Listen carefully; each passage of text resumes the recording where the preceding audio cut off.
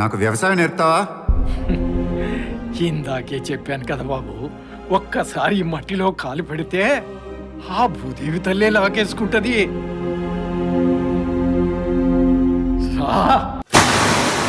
పదర పదర పదరా నీ అడుగుకి పదును పెట్టి పదరా నీ అడవిని చదును చెయ్యి మరి వెతుకుతున్న సిరి దొరుకుతుంది కదరా.